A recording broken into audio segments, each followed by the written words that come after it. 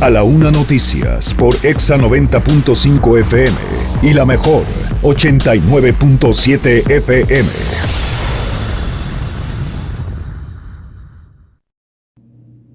Me da muchísimo gusto saludarle nuevamente en esta jornada de información aquí en A la Una Noticias. Quiero saludar en esta tarde a la licenciada en Trabajo Social Rosalina San Juan Rico.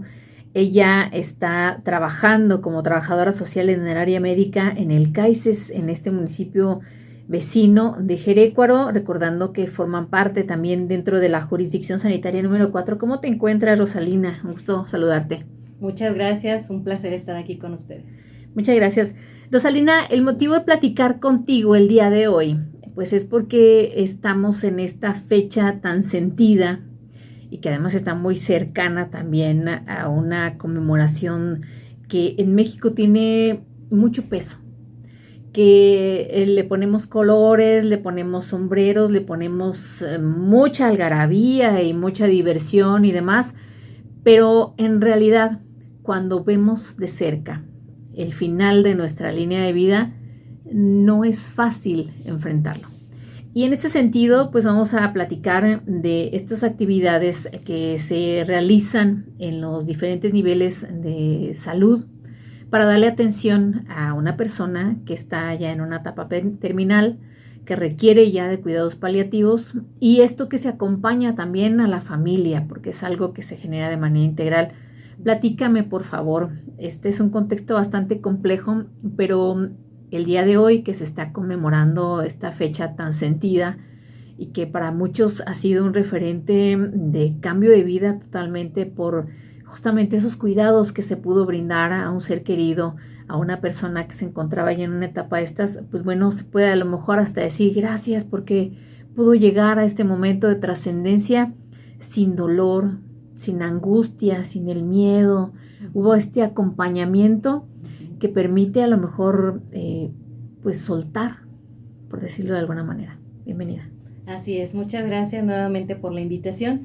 Pues sí, efectivamente, cuidados paliativos es un tema que en la sociedad es de lo que más se teme, que llegue un familiar, un paciente muy cercano a estos cuidados.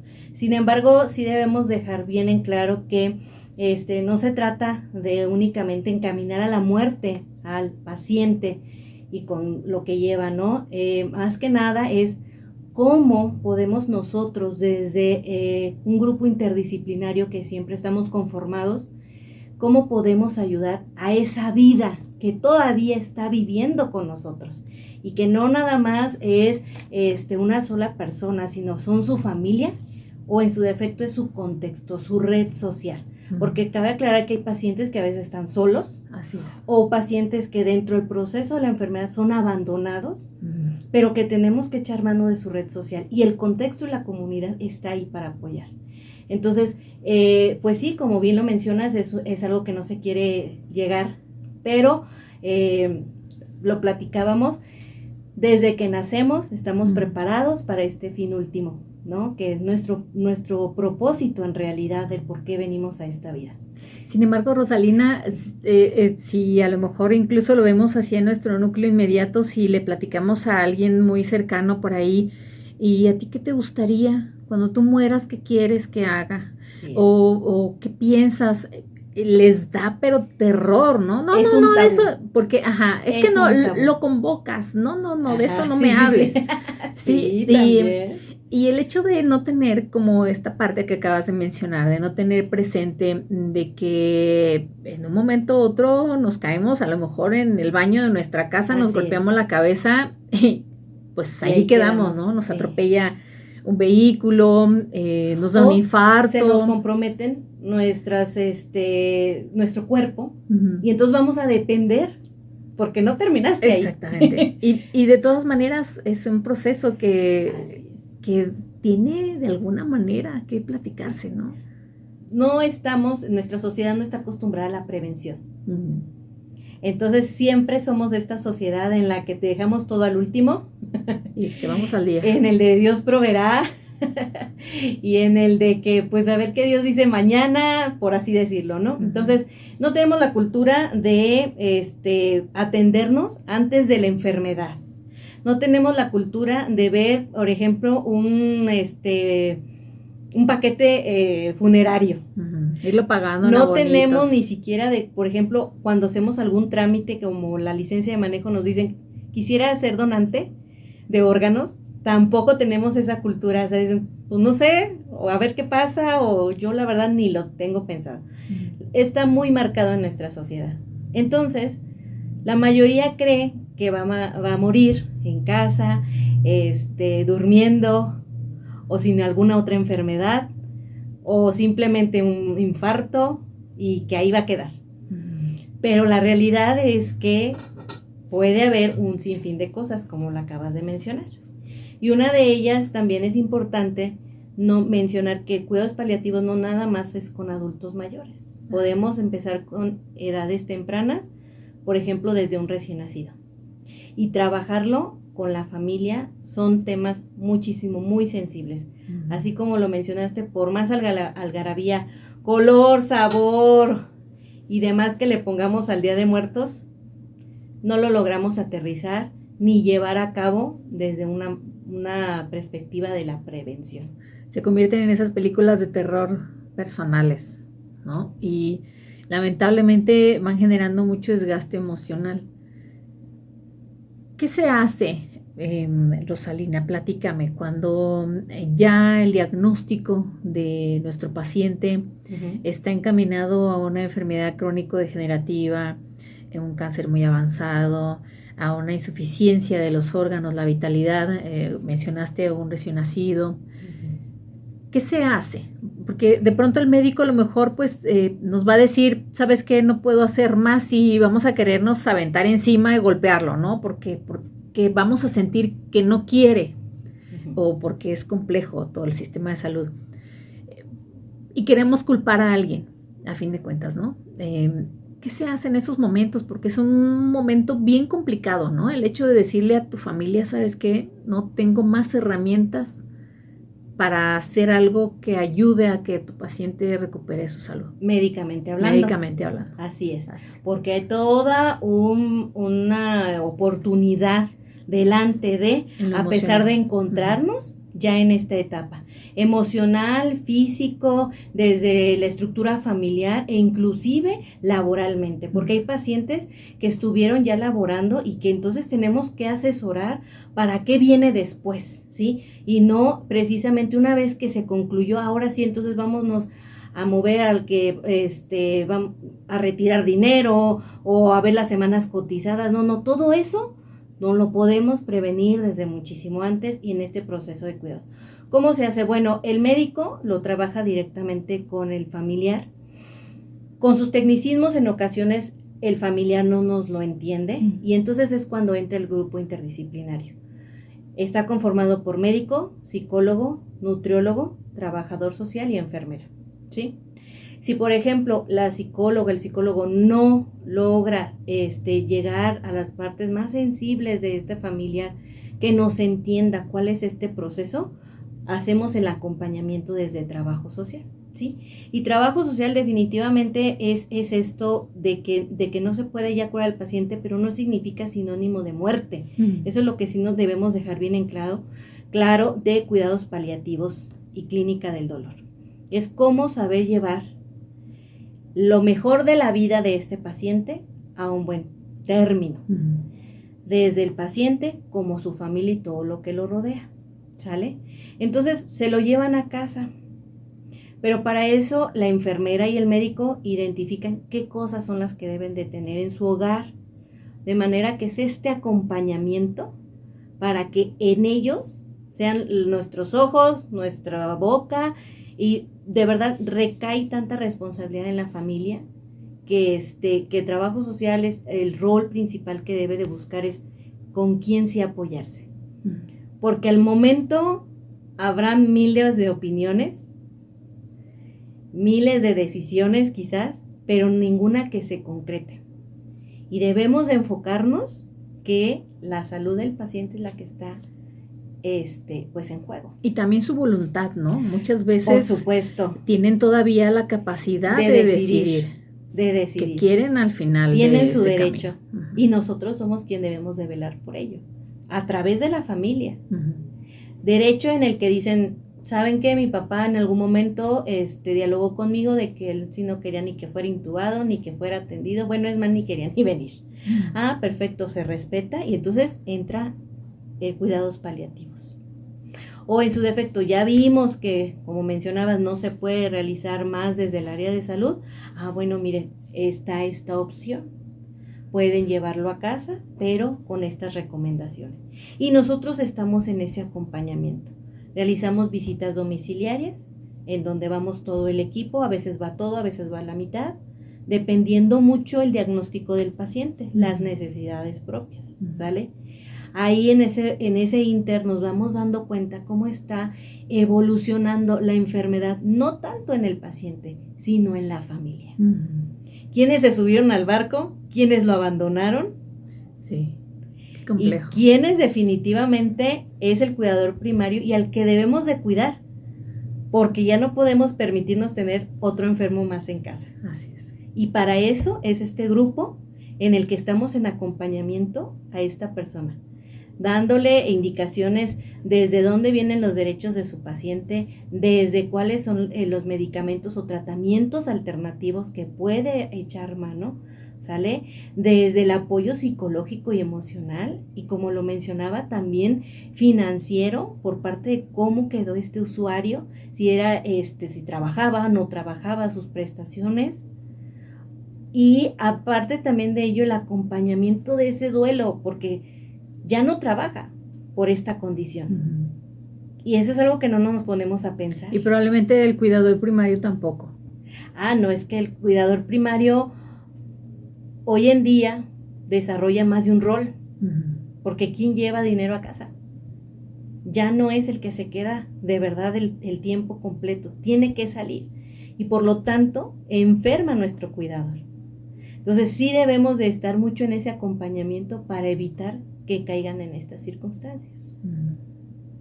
Un tema bastante amplio, Rosalina. Sí. Platícame tú desde tu experiencia, ¿qué tanto cuando se encuentra ya en esta circunstancia en la que ya está determinado que médicamente no hay más posibilidades para apoyarle, qué tanto decide la familia y el paciente quedarse en el hospital? ¿Qué otro tanto decide ya irse a casa? En su mayoría, porque les informamos que se van a casa, porque les informamos que es la meta que nosotros perseguimos, ese es el bien morir. El evitar el dolor, el evitar, por ejemplo, síntomas, más bien, permitir que el paciente tenga síntomas bien controlados, evitar que tenga náuseas, dolor. Y ahí nosotros estamos apoyando en la pérdida. Una de las cuestiones sociales que nosotros tenemos como sociedad mexicana es que aplicamos los 9 días y eso es parte de nuestro duelo. Mucha de la gente que es católica aplica los 9 días en rezos, misas, etcétera, y eso es parte de un proceso de duelo. Entonces nosotros desde cuidados paliativos le estamos diciendo a la familia y le estamos permitiendo que empiece con su proceso de duelo. Entonces, desde ahí considero yo de mi experiencia que es permitirles a ellos estar en ese acercamiento con su familia. El paciente también se va a sentir mejor, así es, ¿no? Más evitar a gusto, esos remordimientos. Y cuando nosotros lo platicamos, dicen, no, claro, aparte en gastos, porque estamos hablando que se van a unidades de tercer nivel que en nuestros municipios no existen, o bueno, si por ejemplo está en Acámbaro, el segundo nivel, en el general, pero vamos a suponer oncología. Aún así. Así es, Celaya, León. Entonces les implica gastos y es muchísimo desgaste porque no duermen ni en su cama. Sí, ni dónde bañarte. Y ellos dicen, ¿saben qué? Sí nos vamos. Si nos vamos, vamos a estar al pendiente. Les vuelvo a repetir, al principio son muchas manos, muchos ojos. Sí. Pero durante el proceso hay quienes se bajan mucho del barco. Sin embargo, es muy satisfactorio cuando llegan a estos términos que el familiar se acerque y nos diga, gracias, que sigue. Hay quienes entran en la apertura de la donación de órganos, porque también esa es otra parte del rol del trabajador social, que a veces no nos gusta, pero que tenemos que tocarlo. ¿Por qué? Porque siempre estamos en pro de la vida. Y hoy se acabó la vida de esta paciente, pero con su cuerpo podemos, exactamente, su aportación, podemos dar vida a otras inclusive 6 u 8 vidas más. Entonces, siempre estamos encaminados desde el área de salud, eso, potencializar la vida, estar siempre logrando que si, este paciente crónico ya está comprometida su salud, bueno, vamos a ayudarlo en esa vida que le queda. Y una vez que culmina, seguir propagando la vida, como con esa donación de órganos. Muchas gracias, Rosalina. Pues ya acotamos tiempo. Platícame ya para cerrar, por favor. Pues es el tema de los cuidados paliativos, incluso todo lo que engloba a lo mejor la tanatología, ¿no? También. Son herramientas que pudiéramos en nuestra vida cotidiana estarlas buscando. No porque voy a decir, es que estás estudiando tanatología, ya te quieres morir, no, quieres que se muera, no, sino que son herramientas que nos permiten justamente como asimilar esos procesos que en cualquier momento nos llegan. Así es, y que tenemos que echar mano de ello, porque como bien lo dije desde un inicio, desde que nacemos ya sabemos cuál es nuestra meta, a dónde vamos a llegar. Pues siempre estar conscientes, ¿no? Esa sería como la primer pauta a tomar cualquier decisión, ya sea de una capacitación, como bien lo dices, o de un curso. Siempre estar en esa disposición, porque no nada más es la muerte de una persona. Yo considero que durante toda nuestra vida nos enfrentamos a duelos. El duelo de que pues ya salimos, no sé, los chicos de secundaria prepa es un duelo porque ya no eres niño, ahora ya tienes otras responsabilidades. Se acabó un trabajo. Terminas una carrera, te cambias de ciudad, un divorcio, una mala amistad, todo lleva un proceso, un cierre, son ciclos y debemos de enfrentar esa parte de duelos. Entonces, yo considero que debemos de aprender a trabajar nuestros duelos, por muy pequeños que sean. Segundo, la cultura de la prevención. Es importante que hoy no me duele nada, bueno, pero voy y a lo mejor hago una visita dental.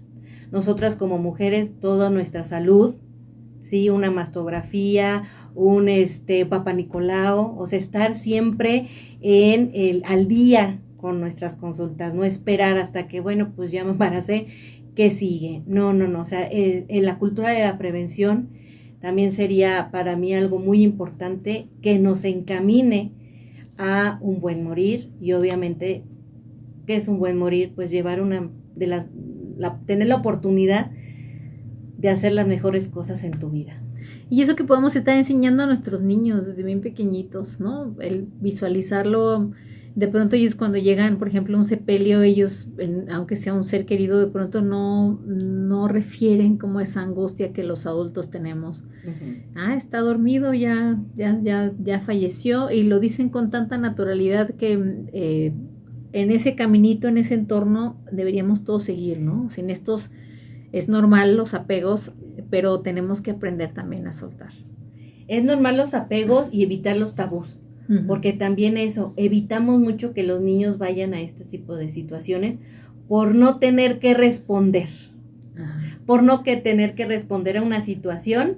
Entonces pues ya se acabó, ya no está y lo que sigue. Y desde ahí ya no estamos enseñando que hay un proceso, que así como hay un inicio, hay un término. ¿Y por qué circunstancias fueron? También, pues porque no se cuida la salud, porque no tenemos buenos hábitos, porque no tenemos esa intención de decir, bueno, voy a ir al doctor, nuestras salas de espera están llenas de enfermos, pero quisiéramos que estuvieran llenas de gente sana que va por la prevención. Entonces, sí, encaminados desde la cultura a una educación muy inicial. Que fíjate que esto podríamos integrarlo incluso a estas invitaciones que generan, por ejemplo, Protección Civil, que hay que saber qué hacer en un sismo, hay que saber qué hacer en una inundación. Bueno, hay que saber también qué ¿Cómo hacer, actuar? cómo ir previniendo el tema de la muerte, como tú decías, vamos a ir pagando en abonitos, ¿no? Ahí en la funeraria de conveniencia para quiero ir que guardando. me cremen, quiero que me entierren, quiero que me lleven al mar, quiero definitivamente, porque es lo más normal, porque nadie hasta ahora, nadie está exento. Por mucha tecnología que exista, todavía nadie estamos exentos. Sin embargo, lo vemos lejos, muy lejos, pero la pandemia del COVID-19 nos dejó un gran, ¿qué será? Enseñanza. Una enseñanza, un aprendizaje que no debemos de echarlo en bolsa. En serio, no podemos hacer, pues ya pasó y aún no ha pasado, ¿verdad? Pero ya pasó y lo dejamos en el cajón olvidado y a ver qué sigue. No, definitivamente continuar, pocos somos los que continuamos con los hábitos de lavado de manos, sobre todo de lavado de nuestras superficies, porque también hacemos el dinero, que sabemos que es algo que es muy movible y lo dejamos solamente en esos años y se nos acabó. No, continuar con lo aprendido y que esta enseñanza y que estas vivencias que tuvimos no las veamos lejos, sino más cerca, porque es algo de lo que no nos podemos salvar. Bueno, y en este sentido buscar, por supuesto, que en esos momentos en los que ya sabemos que viene este desencadenamiento, que viene una defunción próxima, pues bueno, buscar estos cuidados paliativos para ayudarle a esta persona que está pasando por esta situación, a que no tenga dolor, a que esté tranquila, que esté a gusto, que trate de llevar lo poquito que sea en su vida lo más confortable y normal posible.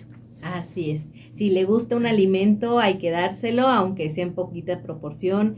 Si su cuerpo se lo permite y desea viajar a algún lado, adelante, apoyamos también eso. Siempre el acompañamiento de que tenga lo mejor en ese periodo de vida. Licenciada en Trabajo Social Rosalina San Juan Rico, trabajadora social del área médica del CAICES en Jerecuaro, de esta jurisdicción sanitaria número 4. Muchísimas gracias por acompañarnos en esta jornada de información y aquí dejamos esta invitación, esta información al auditorio. Muchas gracias. No, al contrario, gracias. Vamos a una pausa, regresamos. Búscanos en las redes sociales como A la Una Noticias y ponte en contacto con nosotros a través de nuestras líneas telefónicas 172-1488 y 172-2221. WhatsApp 417-115-95.